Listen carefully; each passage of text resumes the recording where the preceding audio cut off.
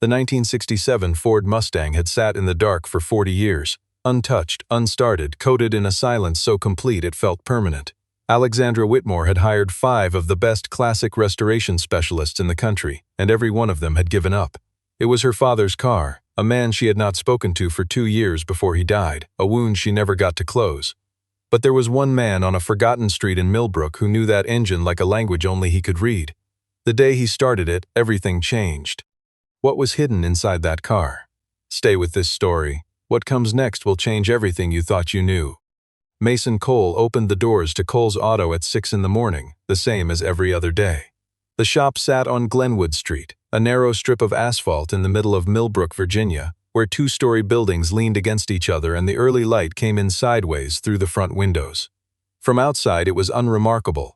The sign above the door had not been repainted in years, and the concrete apron was permanently stained in dark rings where oil had dripped for decades. But inside, the tools were arranged with a precision that had nothing to do with habit and everything to do with intention. Every wrench hung at the same angle on the same peg, every akaket tray was sorted by diameter, then by depth, then by the frequency with which it was needed.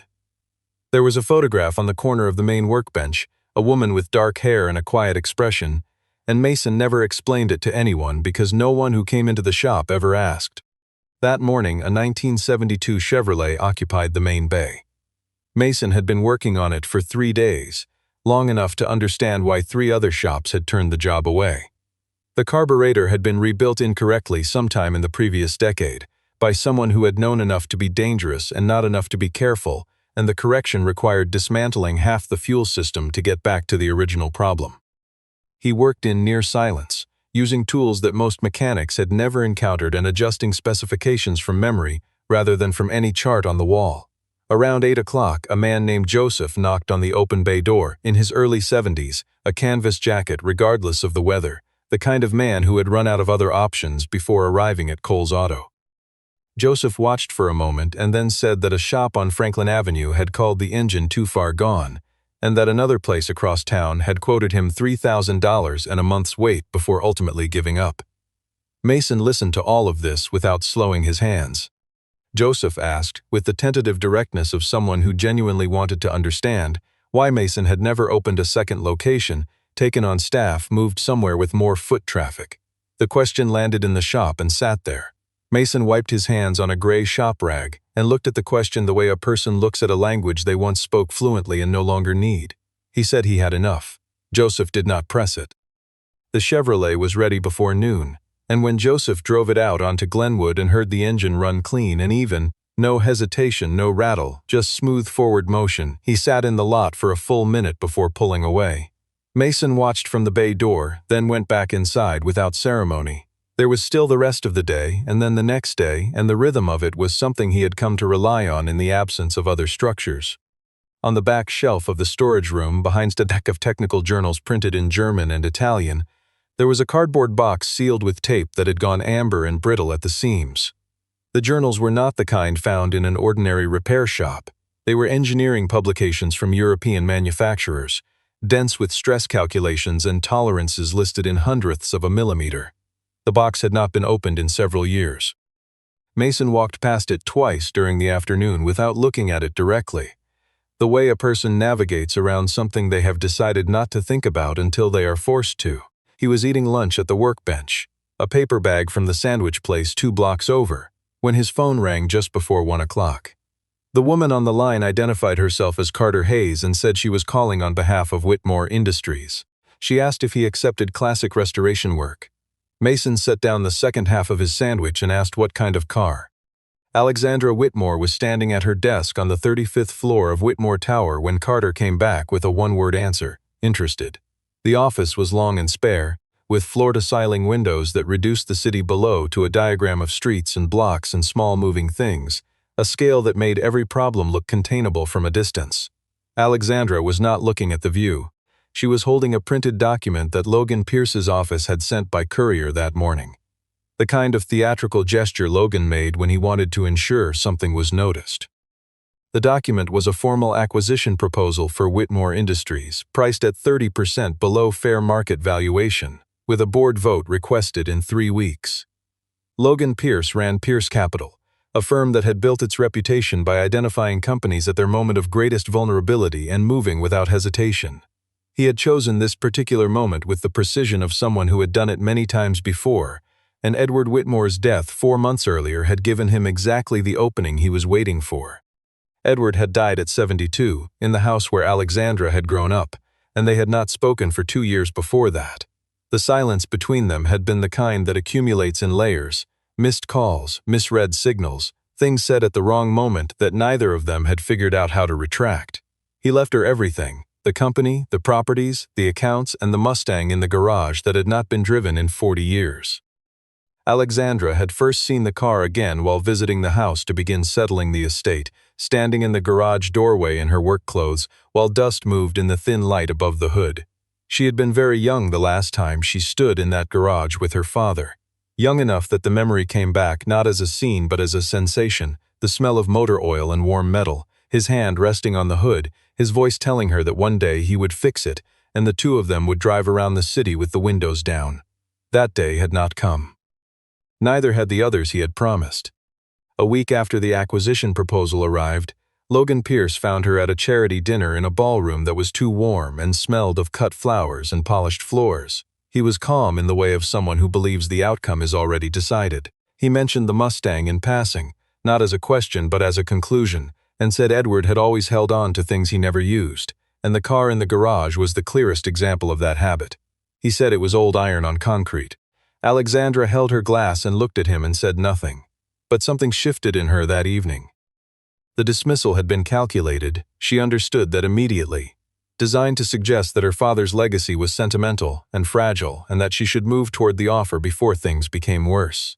Instead, it produced the opposite effect. By the time she left the hotel, she had made a decision. The Mustang would be restored and displayed at the Edward Whitmore Memorial Gala in 3 weeks. It would be her answer to the board, to Logan, and to anyone watching. Whitmore Industries was not available. 4 restoration shops declined the job before the week was out. The first said the fuel system required factory components that no longer existed commercially.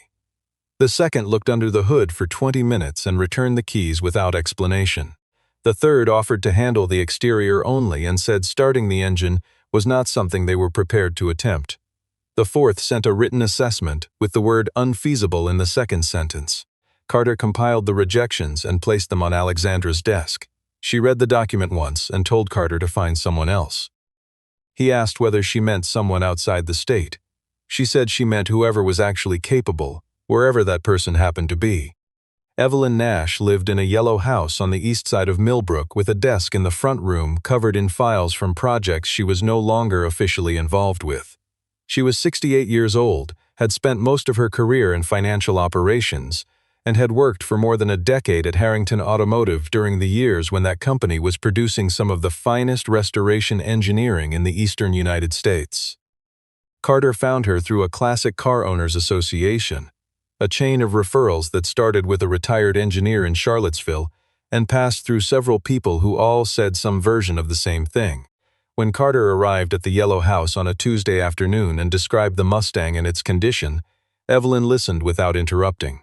She asked the production year, the model code, and whether the engine block had any markings near the timing cover.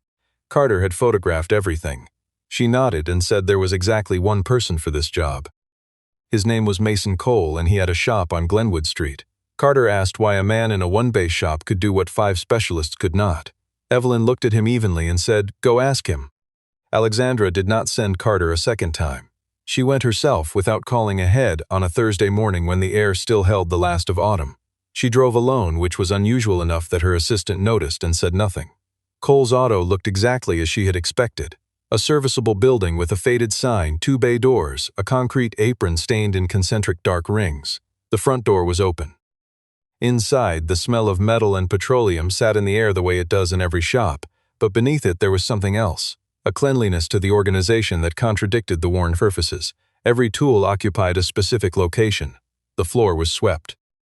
On the back shelf were journals with foreign lettering on the spines, and under the main workbench a cardboard box sat sealed with old tape, and something about the tidiness of the place next to the age of everything in it suggested a man who was disciplined about the things that mattered to him and indifferent to the things that did not. Mason was underneath a truck. She stood near the center of the floor, and then the rolling cart shifted and a pair of boots appeared, and then he was on his feet, wiping his hands on a gray rag, looking at her with an expression that disclosed nothing in particular. She introduced herself by name and by company. He acknowledged the information and waited. She described the Mustang, its year, its condition as she understood it, the 4 shops that had declined, the 3-week deadline. When she finished, he asked 3 questions: the serial number near the timing cover, the carburetor type, and the last recorded mileage. She could not answer any of them, and the inability irritated her more than she expected. Not because he had asked the questions, but because she had walked into a conversation without preparation, which was something she did not normally allow. When he turned to get a notepad from the back counter, she looked around the shop with the same evaluating gaze she used in due diligence meetings. The old calendar on the wall, the scratched workbench, the photograph at the corner that no one had pointed out to her. When he returned, she told him she would pay double the standard rate if he accepted the work. Then she glanced around the shop a second time and said she needed results, not reassurances from a place like this one. Mason stopped writing. He looked at her directly, not for long, not with visible reaction, and then said in a tone that was completely level, did she want him to look at the car or not? Alexandra was not accustomed to having a deliberate insult passed over that cleanly, as though it were simply not worth addressing.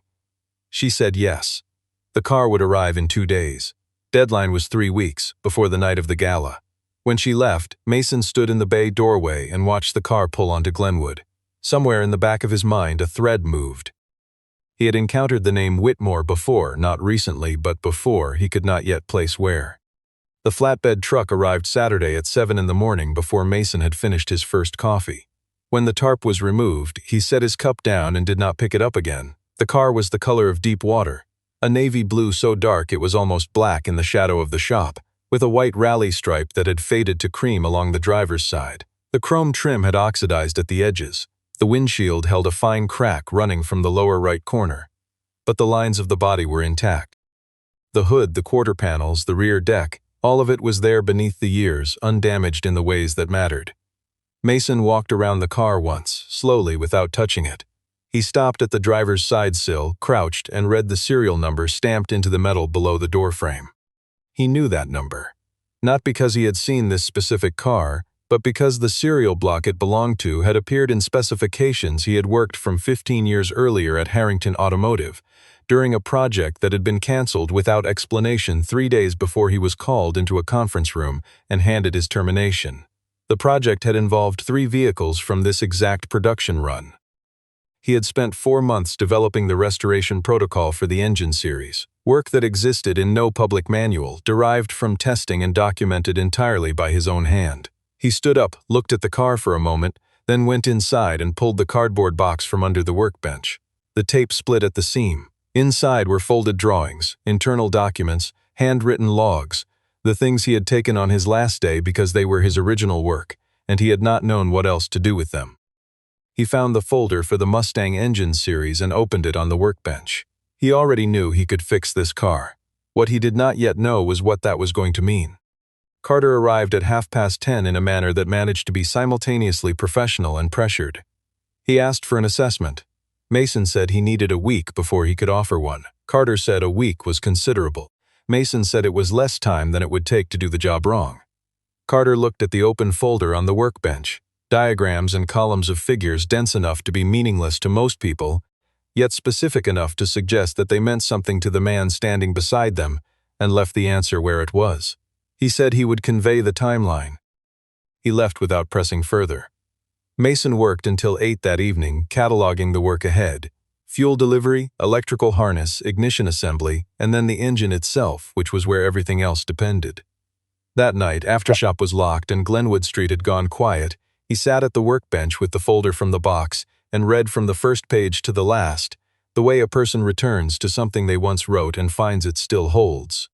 The first week was fuel and electrical, clearing the path before asking anything of the engine itself. Mason sourced components from 3 specialized suppliers, none of them accessible through ordinary channels. 2 parts he fabricated at the bench lathe in the back room, matching dimensions from his own notes to tolerances that standard replacement parts did not meet. He worked 6 days, arriving before dawn and leaving after dark. There was no radio when he was in deep concentration. The only sounds were the tools, the occasional car on Glenwood, and at intervals the low creak of the building cooling in the evening. By the end of the first week, the fuel system was clean and pressurized, and the electrical harness had been rewired at every point where 40 years had eaten through the insulation. It was while dismantling the dashboard panel to access the gauge cluster wiring that he found the envelope. It was wedged between the back face of the panel and the firewall, held by a bracket that had been slightly bent to create just enough of a gap. The envelope was manila, yellowed at the edges, sealed with tape that had gone stiff with age. He held it under the work light for a moment. On the front, pressed firmly enough in the pen strokes that the letters were slightly indented. For Alexandra. He set it on the far corner of the bench, away from the tools and the grease and everything else. He did not open it. Whatever Edward Whitmore had concealed inside that car for his daughter was not his to read. He returned to the wiring and did not look at the envelope again for the rest of the evening. Alexandra arrived that Friday without notice, Carter behind her. She stopped in the bay doorway and took in the state of the car. Dashboard removed, instrument cluster on a cloth-covered bench, door panels off, fuel lines disconnected from the frame, and the expression on her face was not distress exactly, but the involuntary reaction of someone who had expected controlled progress and was confronting what controlled progress actually looked like before it resolved into something clean. Mason was at the back of the bay, adjusting a bracket. He acknowledged her presence and kept working. She asked why so much had been removed. He said he needed to understand what was connected to what before touching the center of it. She said she had not asked for a complete disassembly. He set down the bracket, turned and said, did she want it to start once and fail at the roadside, or did she want it to run the way it was designed to run? She did not answer, because there was only one reasonable response, and she was not going to give him the satisfaction of saying it aloud. They stood near the car after that, and the silence between them was different from the silences that had occupied the shop before, less neutral, more weighted. Alexandra was looking at the navy paint on the rear quarter panel, seeing something that was not exactly the paint. She said in a tone that came from somewhere outside her usual register. There was something strange about watching beautiful things sit unused for years. Mason set down his tools. He said it was not always strange. He said sometimes people were waiting for the right moment, and the moment simply never arrived. He said it without looking at her, the way a person says something true that they have held for a long time without deciding to share it. Alexandra did not reply. She left a few minutes afterward, and Mason went back to work, and the envelope sat on the corner of the bench where he had placed it. In the second week, Logan Pierce arranged what he framed as an informal lunch with Carter. Just staying connected, he said, the way he framed everything that was actually calculated. He mentioned, as though he had only just heard it, that Alexandra was using a small independent shop to restore her father's car. He suggested the board would find it revealing, an indicator of judgment under pressure. Carter listened with the polished neutrality of someone who had managed information flows in corporate environments for 15 years and had learned which conversations to report immediately. He told Alexandra that afternoon. She was at the window when Carter told her the same position she held when working through something that required distance. She was quiet long enough that Carter prepared to repeat himself. Then she said, if the car was not ready, she would take full responsibility for that. She said not to discuss Logan Pierce with her unless he did something requiring a legal response. Alexandra came to the shop alone on a Tuesday night during the second week.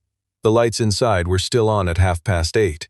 She had driven past once before turning in, not from indecision but from some uncertainty about what she was doing there that she had not yet resolved. Inside, a small radio on the shelf near the door was playing jazz, a station that drifted in and out of clarity with the signal.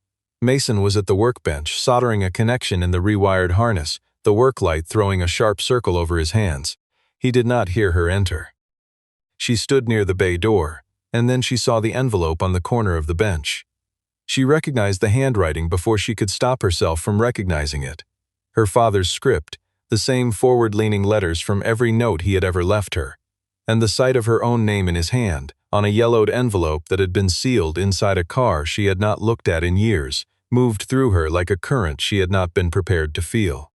Mason noticed her when she was a few feet from the bench. He set down the soldering iron and said he had found it behind the dashboard panel while accessing the wiring. He said he had not opened it. She reached out and took the envelope, and for a moment the fact that her hands were not entirely steady was visible to both of them and acknowledged by neither. She put it inside her coat. She said thank you quietly enough that it carried its full weight. They stood in the shop for a moment without speaking, the jazz low on the shelf, the work light still burning, the engine of the Mustang sitting silent in the bay, and the weight of the space between them shifted in a way that was small but was real. She left without saying anything further. Mason watched the door close, looked at the corner of the bench where the envelope had been, and returned to work. On the 18th day, Mason called Carter at 7 in the morning and said, "Come to the shop and bring Alexandra." He offered nothing else. Carter asked if the news was good. Mason said, "Come and see." Alexandra arrived 40 minutes later, still in the dark coat she wore on weekends. She had come from home without stopping at the office, without the surface armor the office required. The Mustang sat at the center of the bay. The body panels were back in place. The dashboard had been reassembled. The trim had been polished. The paint remained untouched. That was the final stage. But every structural and mechanical element of the car had been resolved, and the overall impression was of something that had been not simply repaired but returned, to itself, to the condition that had always been latent beneath the decades of dust and silence. Mason picked up the key from the bench without commentary, got into the driver's seat and looked through the windshield at Alexandra standing at the bay entrance. He put the key in and turned it. The V8 engine started on the first attempt. It did not sputter or hesitate or turn over reluctantly the way an old machine does when it is being forced into motion against its nature. It ran. The sound was deep and even and authoritative, not loud but total, filling the shop from concrete floor to the rafters and going through the walls and sitting in the chest of anyone within range of it. Alexandra did not move. Her hands were at her sides, and her face held the expression of someone who has prepared for a moment carefully and discovered that preparation is not the same as readiness. The sound lasted perhaps 15 seconds before Mason switched the engine off and stepped out of the car. In those 15 seconds, something in her expression settled, not grief and not relief, but the specific quality of a debt being acknowledged before it can be paid. Carter was standing behind her and said nothing. Mason set the key on the hood. He said there were 2 days of cosmetic work remaining before the gala. Alexandra looked at him and asked how he had done it. He said he knew the engine. By noon that same day, an anonymous email had reached the personal accounts of 4 Whitmore Industries board members. The attached document summarized Mason Cole's departure from Harrington Automotive 15 years prior, framing an unsubstantiated allegation of improper disclosure as though it were a settled professional matter. No finding had ever been made in any formal proceeding. No court had been involved. But the summary was written to suggest wrongdoing as established fact, and it arrived alongside a note implying that Alexandra Whitmore's choice of this individual reflected poorly on her judgment at a critical moment for the company. The note bore a reference to Logan Pierce's office. Carter had the email in front of him within the hour and brought it to Alexandra without framing it. She drove to the shop the following morning and placed the document on the workbench in front of Mason. He read it. He set it down. He said, "Did she want their version or his?" She said his. He sat on the stool and told her in the same measured tone he used for everything else. 15 years earlier, he had been the lead engineer in a restoration and engine development division at Harrington Automotive, the one responsible for a class of projects that did not appear in any public catalog, requiring custom engineering derived from original research. In the autumn of that year, a representative of an outside firm accused him of sharing proprietary specifications with a competing buyer. There was no evidence. He was told that regardless of guilt or innocence, the company needed to protect itself, and that his departure was the cleanest solution. He had accepted the terms because his wife was sick by then, and fighting the matter would have taken everything he had left. He had kept the technical documents because they were his own original work, and because he had not known what else to do with them. He had not spoken of it again. Alexandra listened to all of it without speaking. When he finished, she was quiet for a moment. Then she asked who had filed the accusation at Harrington. Mason held her gaze for 2 seconds before answering. He said the allegation had come through a representative acting on behalf of a financial acquisitions firm that had been pursuing certain project rights at Harrington during that same period. He said the name of the firm. He said the name of the man behind it. He said, Logan Pierce. The color did not leave her face, but something behind her eyes went very still, the particular stillness of a suspicion becoming certainty. That night, alone in her father's study, she opened the envelope. She sat at the desk in the one room of the house she had not yet changed, the lamp on and everything else dark, and she unfolded 3 pages of her father's handwriting on the stationery he had used his entire professional life. He wrote that he had known about the Harrington matter for several years. He had come to understand it through connections to the joint venture between Whitmore Industries and Harrington that had operated during the same period. A heritage vehicle development project in which Pierce Capital had shown early interest before being excluded. He had not spoken publicly because the disclosure would have implicated his own company in a failure to act, and because Logan Pierce had by then become too embedded in the industry for a confrontation to be uncomplicated. He wrote that this was the decision of his life that he most regretted. He wrote that the Mustang had remained untouched in the garage because every time he looked at it, he thought of the man who should have restored it, the man whose career he had allowed to be destroyed by his silence, whose work he had indirectly benefited from without acknowledgement or recourse. The car was not simply a car, it was a debt that had no other form.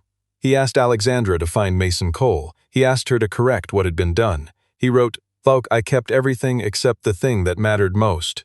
Do not make the same choice." She read it twice. The second time slowly, the way a person reads something they intend to carry. She called Carter at 11 at night and told him she needed every internal record tied to the Harrington joint venture from 15 years back, whatever remained in the archive. She said to pull it regardless of what it touched. She sat at the desk until nearly 3 in the morning, with the lamp burning and her father's letter folded in front of her. Carter had files on the desk by 6. The records were incomplete. Routine purging had removed some documents. But enough remained. There was a licensing and transfer agreement between a Harrington subsidiary and a holding company that had since been dissolved, signed 6 months after Mason Cole's departure. The holding company traced back through 2 intermediary entities to Pierce Capital.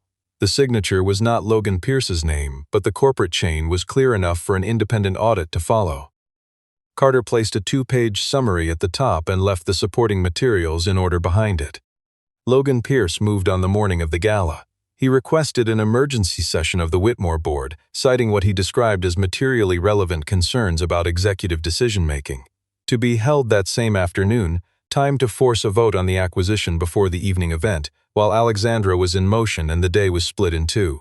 The request reached Carter at 9 in the morning. Alexandra was in the car 10 minutes later. She arrived at the boardroom before Logan. She did not sit. She stood at the head of the table and placed 3 documents in front of the assembled members. The transfer agreement, Carter's 2-page chain of corporate connections, and the relevant passages of her father's letter. The section that named Logan Pierce by name and described what he had concealed and what had been allowed to follow from that concealment. She did not speak about Mason Cole's character or her own judgment. She spoke about the timeline. She spoke about the corporate chain. She said Logan Pierce had used the same method with at least 2 other companies before Whitmore Industries, and the pattern was documentable. She said the board could draw its own conclusions about what that meant for the acquisition proposal.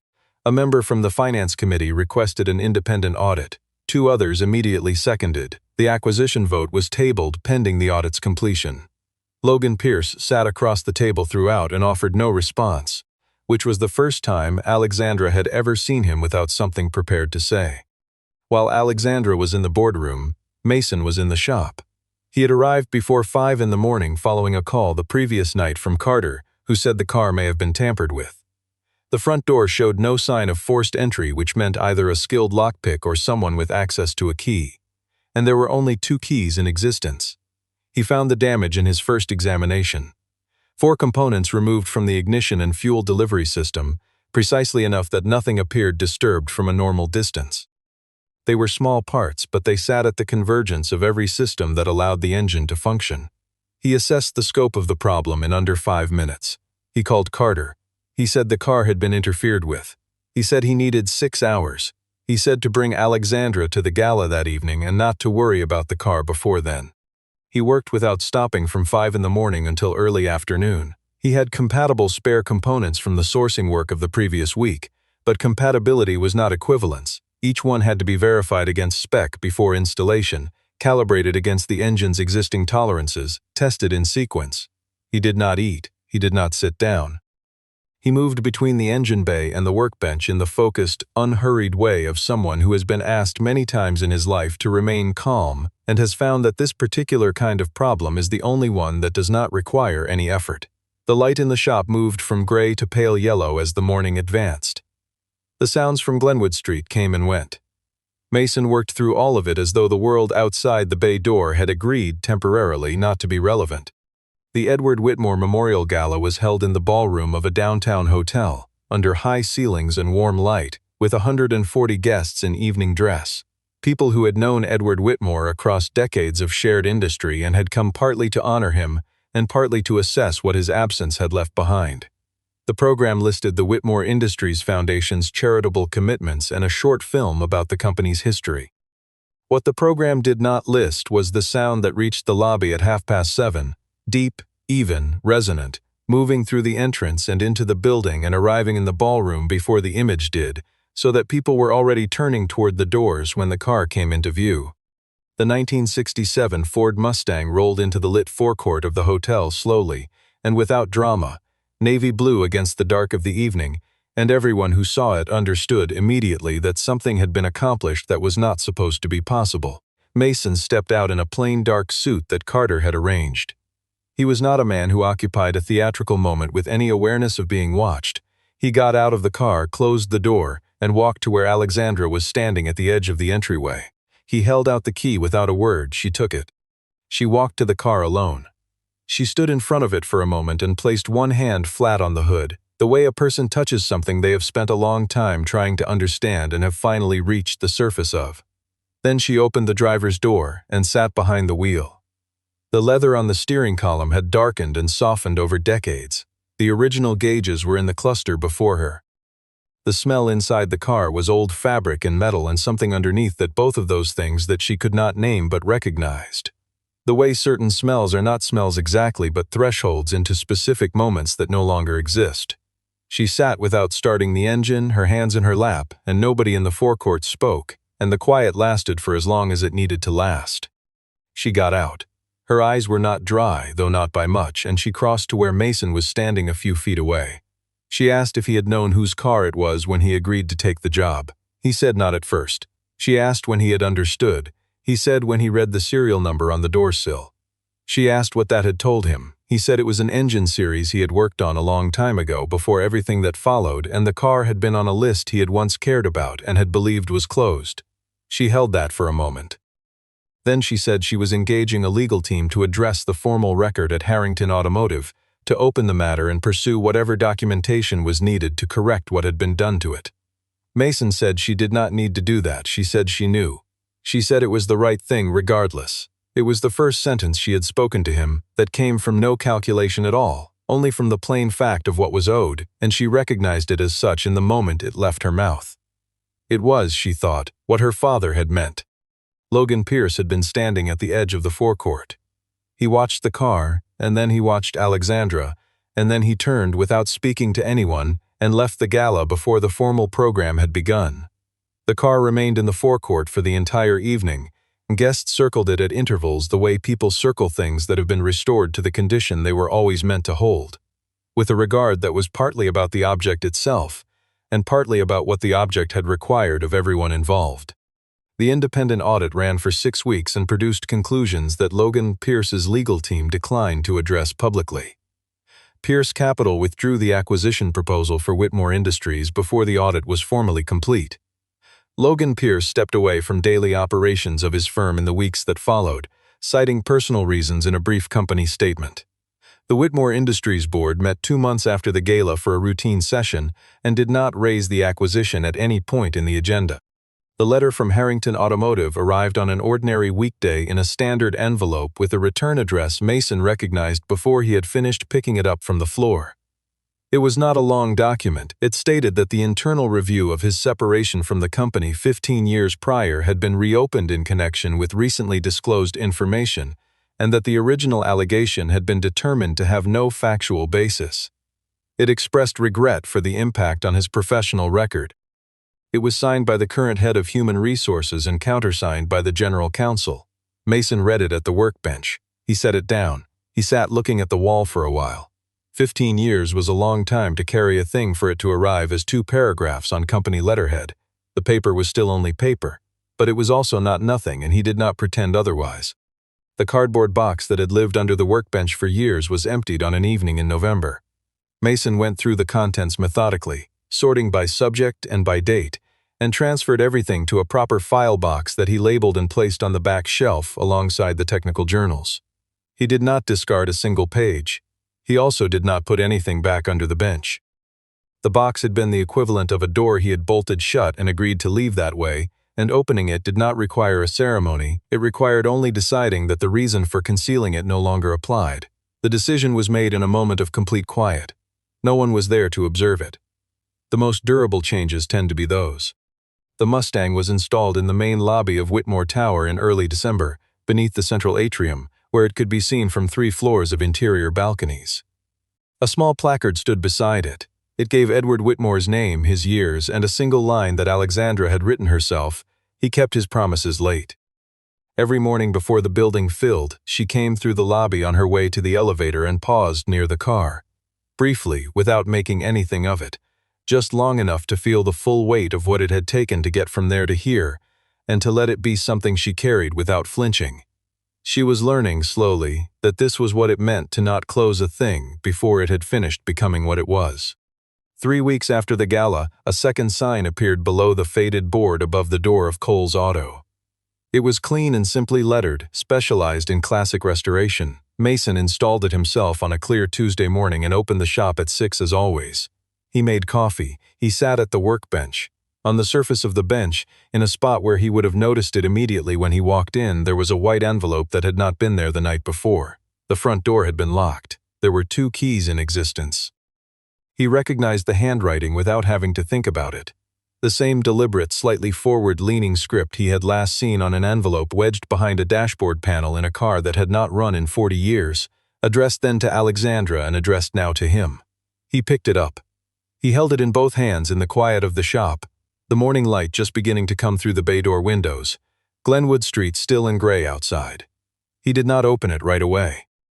He set it back down on the bench, looked at it for a long moment, and then, without deciding to, without reason he could have named, he smiled. Not at the envelope and not at anything particular.